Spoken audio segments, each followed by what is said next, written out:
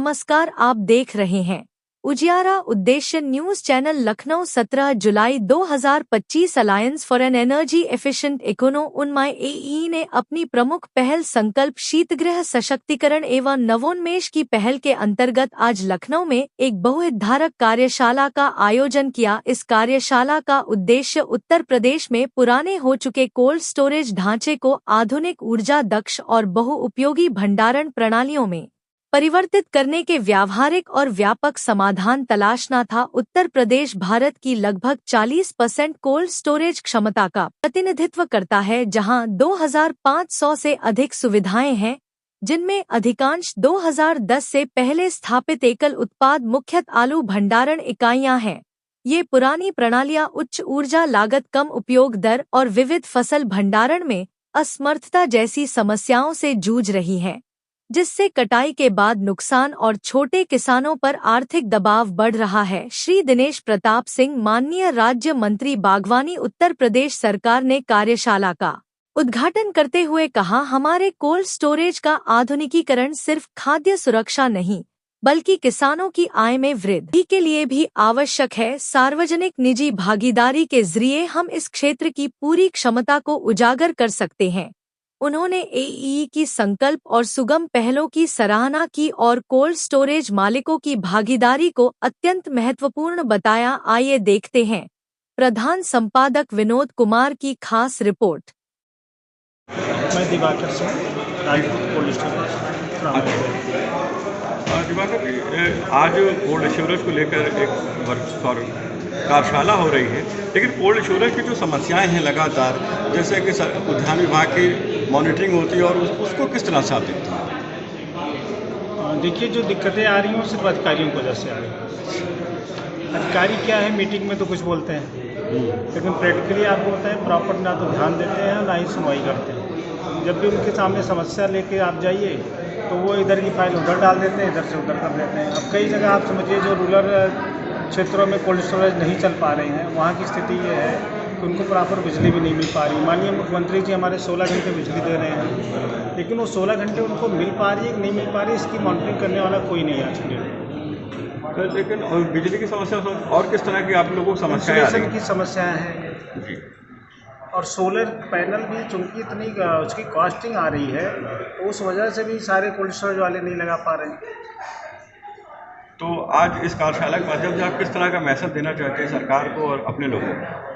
एक तो देखिए, इस कार्यशाला के माध्यम से फ़ायदा ये कि हम लोग सीखने आए हैं, कुछ जानकारियाँ प्रॉपर में हम लोगों को मिल जा रही है। माननीय चूँकि मंत्री जी दिनेश प्रताप सिंह जी आए हुए हैं, आज के चीफ गेस्ट हैं, तो उनका बहुत बहुत धन्यवाद कि उन्होंने समय निकाला इस कार्यशाला के लिए।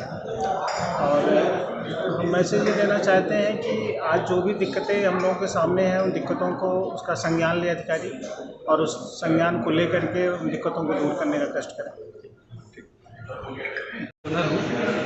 उत्तर प्रदेश सरकार द्वारा बहुत सारी योजनाएं बनाई गई हैं, लेकिन एक विशेष योजना जो विद्युत के उपयोग के लिए है, सोलर योजना लाई गई है। सोलर योजना में जितने किलोवाट का कनेक्शन हमारे यहाँ है, हम लोग उतने ही किलोवाट का सोलर पैनल लगवा पाते हैं। जबकि भारत सरकार भी सोलर को बढ़ावा दे रही है, प्रदेश सरकार भी बढ़ावा दे रही है, किंतु सिर्फ उतने ही किलोवाट का कनेक्शन सोलर इंस्टॉल करा पाने की वजह से हम लोग प्रॉपर अपनी जो छतें हैं, हमारी छतों में बहुत जगह है, मतलब उसका 50% ही यूटिलाइज़ कर पाते हैं। मतलब अगर एक तरीके से कहें कि जो ऊर्जा उत्पादन की बात है, तो उसमें हम लोग 50% ही सहयोग कर पा रहे हैं। अगर सरकार हमें सहयोग करे तो हम पूरा 100% उसमें सहयोग कर सकते हैं, लेकिन सरकार की तरफ से जो गाइडलाइन है वो बहुत ही उसमें खामियां हैं। और जो हम लोग वापस सरकार को ऊर्जा वापस करते हैं, सब एक तरीके से कह सकते हैं नेट मीटिंग के तहत, तो वो हम सरकार से खरीदते हैं 10 रुपये यूनिट पे, सरकार हमसे खरीदती है 3 रुपये यूनिट पे। तो उद्यमियों के ऊपर ये भी एक बहुत बड़ा आघात है। मुझे लगता है कि अगर ये आज जो एनर्जी एफिशिएंसी के ऊपर है ये कार्यशाला, अगर इसमें ये मुद्दा उठे और सरकार इस पर कुछ ध्यान दे तो बहुत ही लाभ मिलेगा।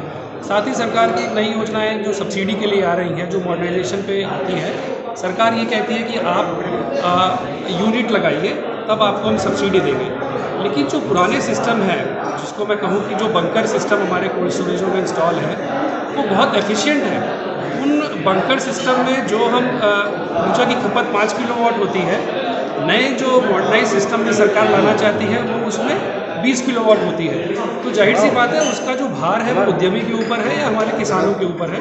मुझे लगता है इसमें भी सरकार को बहुत ध्यान देने की आवश्यकता है और देना चाहिए। कोई और प्रश्न है? तो सर सवाल ये था कि जो सरकार ने अब कोल्ड स्टोरेज को लेकर पॉलिसी बनाई है और उस पॉलिसी का क्या इम्पैक्ट आ रहा है कोल्ड स्टोरेज इंडस्ट्री के ऊपर खासकर? देखिए, सरकार ने पॉलिसी बनाई है तो जाहिर सी बात है बहुत सोच के बनाई होगी, लेकिन उसका जो मुझे धरातल पे दिखता है as a cold storage owner, cold storage नए तो बहुत बन रहे हैं लेकिन बंद भी उसी के अनुपात में हो रहे हैं। उसका सिंपल उदाहरण बताऊं मैं, आज कोल्ड स्टोरेज की लागत 12 करोड़ रुपए है 1 लाख बोरी स्टोर करने का। किराया मैक्सिमम उसमें 1.5 करोड़ रुपए मिलेगा, लेकिन 8 करोड़ में अगर 4 करोड़ भी कोई लोन लेता है तो उसका मूलधन, ब्याज और जो कोल्ड स्टोरेज के खर्चे हैं वो लगा के वो कभी भी कोल्ड स्टोरेज से कमा के तो उसकी भरपाई नहीं कर सकता। जाहिर सी बात है वो लोन लेगा बैंक से और उसके बाद एनपीओ होगा। यही कारण है कि कोल्ड स्टोरेज बंद हो रहे हैं, तो इस पर बहुत ध्यान देने की आवश्यकता है। सर परिचय बता दीजिए सर। मेरा नाम अनुग्रह मिश्र है, मैं कोल्ड स्टोरेज ओनर हूँ। अनुग्रह मिश्र। कौन जिले सर? अमेठी। अमेठी।